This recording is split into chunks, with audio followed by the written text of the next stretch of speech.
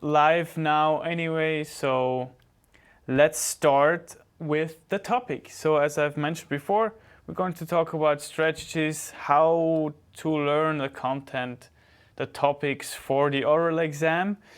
And of course, that's one of the most important topics, or an important topic, let's put it like this, to finally manage your oral exam.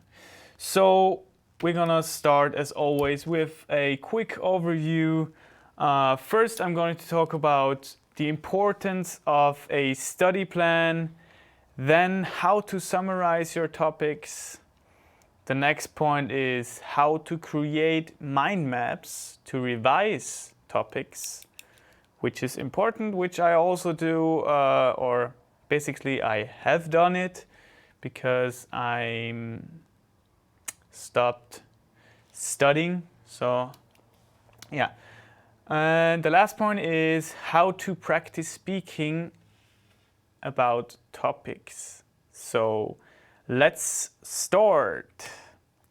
The importance of a study plan. So basically, a study plan, what does a study plan help you, or how can a study plan help you? You all know you start learning for or studying for a topic. So you might then think you just start learning, start somewhere, but don't do that. Try to separate your topic into, or your whole topic, all the topics you have to learn. Try to separate it into pieces, so in chunks. It is proven that our brain learns better if we think in chunks. So, for example, if you have an exam that takes place in 6 months, and you have to start studying now, it's better not to think about the whole topics you have to learn, or the different fields you have to learn. It's better to think in chunks. So in this case, you have several topics, and then the best is to think, well, I'm doing this topic in this week, that topic in this week. And of course, sometimes you can't follow this plan, so follow it how you scheduled it, but it is important to make a schedule or a plan, because then you have a better structure, and your brain also is more relaxed, and you can better learn. Yeah. Speaking of myself, of course, everyone learns, studies and learns things differently, but it is way more efficient actually to create a study plan. And I've come up with those 4 points I've put on this presentation, which are, at first, a study plan helps you to achieve your goals faster. With faster, I mean, of course, if you think about you're studying for the Matura, the A levels, and if you're not organized, you will miss some topics, you will miss some details that a specific topic brings. And of course, if you have a plan, you're going to be faster. That's with every aspect in life. If you have planned it in some way, you're gonna achieve your goals faster. So it's important to set a goal. So, as I've mentioned, a study plan also helps you to stay focused. So if you, for example, have completed a topic, then you have the study plan, which helps you to know which topic is next and which topic you want to start the next day or the next week. And you can also, if you write a study plan, you can also write, besides the topic, just write the amount of time you think it takes to study and learn this topic actually. These are just guidelines that help you do that. You don't have to study a topic in 1 week and the next in 2. It's just so that you're better, actually, that you can better plan how to study. What else?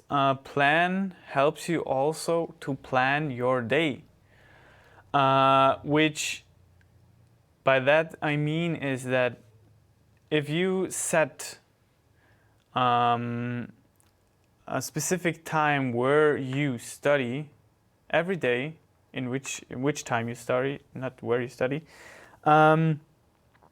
you can efficiently plan your day. So you don't have to learn 12 hours a day, except if you're like 1 week, if you start studying 1 week before the A levels, then you will do that. You have to do that. But of course, you also want to do other things and leisure activities and so on. And even if you're working, you really have to plan the topics that you have to study for the A levels, because if you come home from a, let's say, 8-hour working day, you're not able to study 5 hours. So just make yourself set up a time where you want to study, where you can best study. You can find it out easily, of course. Then it's going to be much more efficient, and you can also spend some time with your friends or your girlfriend, or do other leisure activities. Pardon me. And what else? The last point I want to mention is that a study plan, of course, helps you to keep an overview what you've learned and what you still have to learn. So study.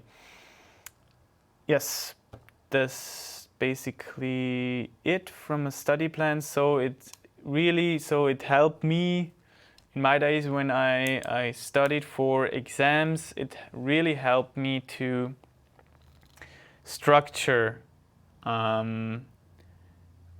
what I have to do actually every day, because at some points it's just that much information you get from university or your course, that you feel overwhelmed by it, and then you don't know where to start. But the importance is to start, and it is really important to make a study plan. It will help you, trust me. Then we're gonna move on to how to summarize your topics. A really important part of the topics you get for your A levels is to summarize them. Those topics you have, for example, mass media. No, it's communication and what's it called? It doesn't matter. Communication and something else. It's a really broad topic, of course. So you somehow have to summarize it that you can best remember it. And I recommend to use your computer or your tablet and start summarizing things. Of course, you can type it, but you can also use another tool that's very helpful, which I'm going to mention in a few minutes. Try to summarize it, and I've listed some benefits and how you can summarize and what you should summarize and what is not that important. So the first thing is that with summaries you can also always think about brainstorming. So if you know the topic, if you don't, you can't brainstorm, or you could, but if you don't know that much, brainstorming gets really hard, I guess. So what is the topic about and what are the most important aspects of it? So you can clearly find out the most important aspects when you open your book, which is here. This one. See it? Yeah. Yes. So it's the Englisch für die Berufsreifeprüfung Hauptmodul. If you open your book, it says in the table of contents, of course, you have your several topics. For example, communication and the media. You have the several headings, mass media, television, and so on and so on. And then you have an overview, and then you should find out the most important aspects, of course. Communication and media, for example, nowadays, of course, social networking is a really important aspect of it. Or since everyone is using some sort of media, another important aspect could also be mobile phones or even television, how it developed, how it started influencing us, how it started changing the way companies advertise their products. So come up with such aspects that I've just mentioned. So yes, I've written another point here, which is also think about newer developments that influence our daily lives. So of course I've mentioned mobile phones, the internet, social networking. Mobile phones just influence that much. For example, I've just heard that WhatsApp wanted to they wanted to create ads in WhatsApp so that you also have your ads that you have searched on from products that you have researched on the internet. So try to best integrate also aspects that influence you and the others in their daily lives. So yeah, write down the topic's most useful vocabulary and phrases. Of course, this is very easy. The book provides you with the most important vocabulary mostly on the first page of the topic, but also on the side of the page. So that's really easy for you. And you should have written, of course, the vocabulary during the session, during your course, but sometimes, let's be honest, not everybody does it.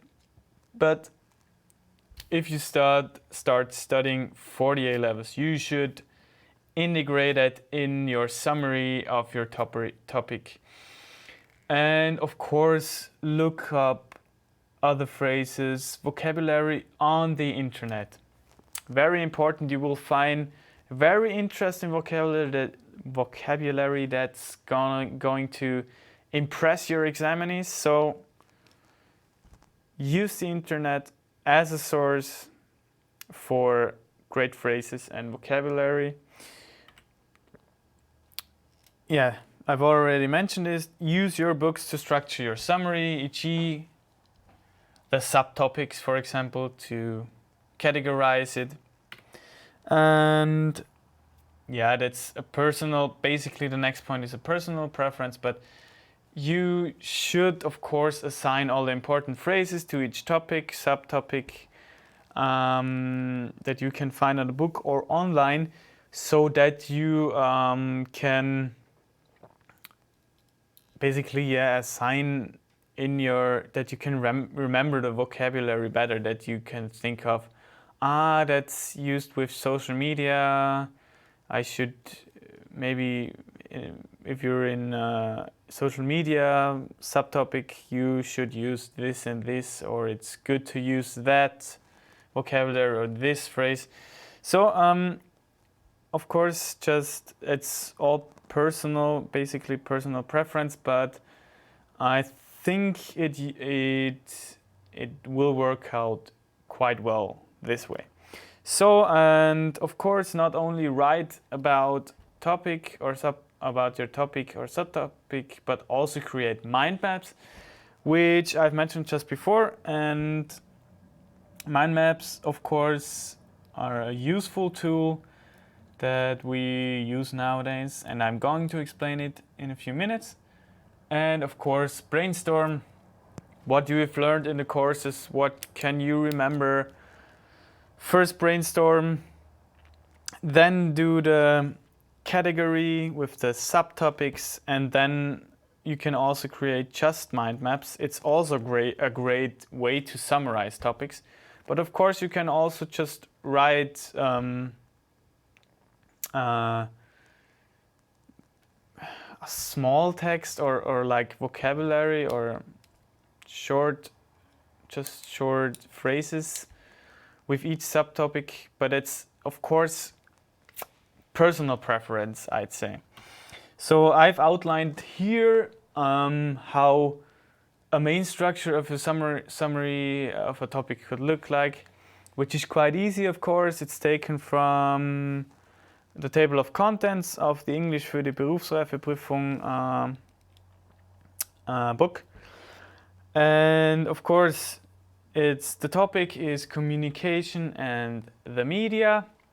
You have the subtopics, the mass media, television, newspapers and magazine. Then you have the second bigger subtopic, internet and mobile phones, which is divided into the internet, mobile phones, social networking. And with each of the topics there, yes, you can write your phrases, your things you came up with while you were researching on the internet, your brainstorming ideas. But you can also create this kind of structure with a mind map, of course. And that's really easy, and for me, it's a better way to summarize a topic, because you can easily remember it, because our brain is used to, or my brain, basically I have to say my brain is used to, or better remembers things when I have some sort of an illustration or a picture. And the importance is also that you have done it by yourself. So, because the brain remembers everything you're writing, you're creating. So, yes, try to do that. And then we're even at the topic, how to create mind maps to revise topics. Finally, the first thing you're going to the first thing you have to do before you start creating your mind map is to think about the main aspects of each topic. Then you have to divide the topic into smaller parts, and you have to think how far you want to go actually. So how much smaller parts do you want? So it's personal preference, and then start creating your mind map and be sure to work accurately. Work with colors and all the stuff so that it's just more efficient to learn with, and be sure that it's not like all written over it and it's all confusing mass of bubbles and lines. So, and this is how a mind map can look like. So I've just provided you with one little subtopic of communication and the media, but in order to showcase you how it works to create mind maps, it's okay, I think. So the major topic, of course, is communication and the media. So what you're going to do is then use and then create another bubble that says mass media, which is subtopic of communication and the media. Then a subtopic of television, a subtopic of mass media is television, and a subtopic of actual, it's not a actual subtopic of television, it's the subtopic would be programs, but I have written those that are mentioned here. So I've created television, and then the next subcategory is documentaries, current affair programs, and so on. So of course, what do we have? There's also, you could also create a bubble with news, papers, and magazines.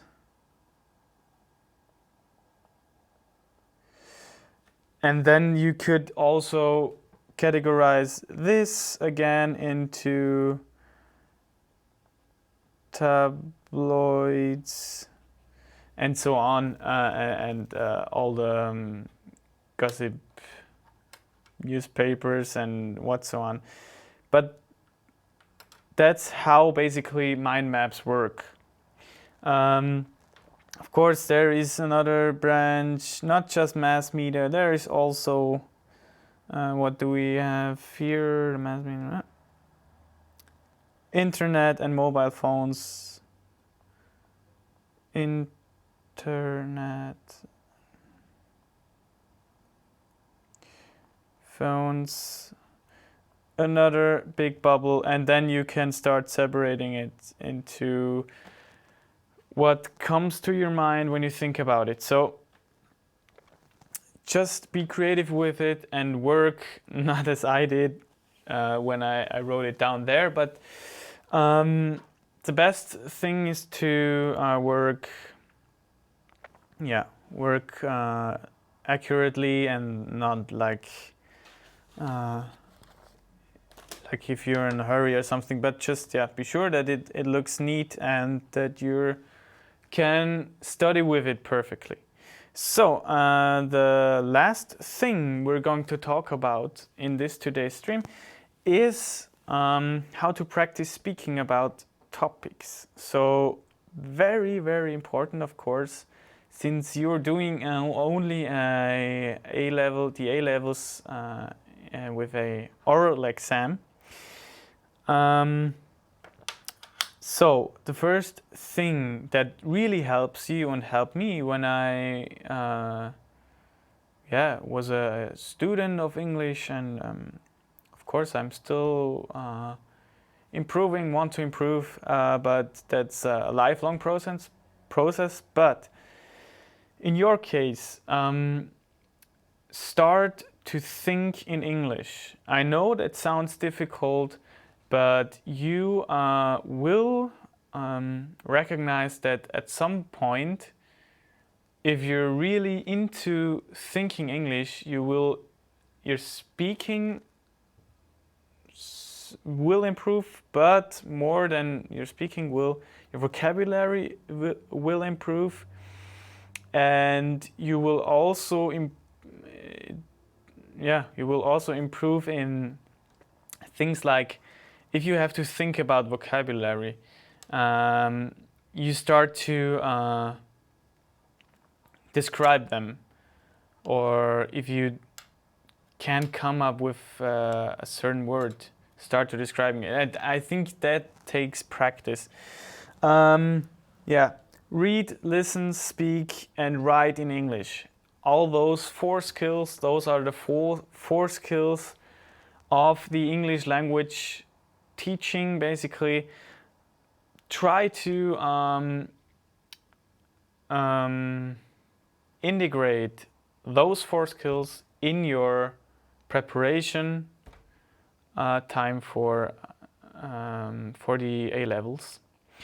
And so the message basically is use English as much as possible. Of course, another important topic is the pronunciation.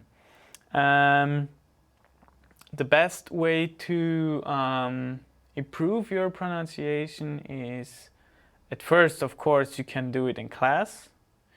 If your teacher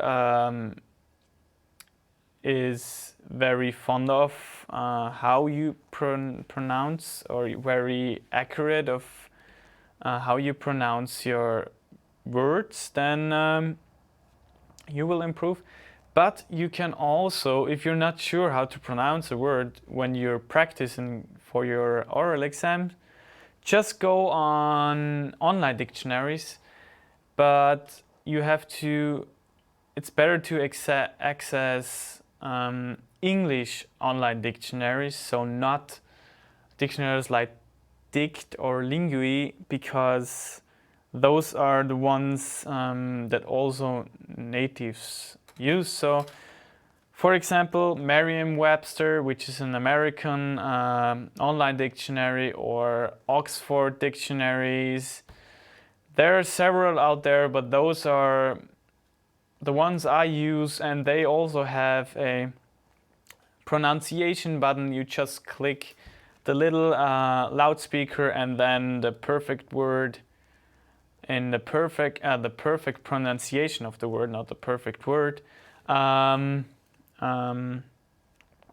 is audible. So you can best practice it with the help of such tools. And of course, if you have a native speaking friend, try to do as much conversation with him or her as possible. Which brings us to the last point, which is present the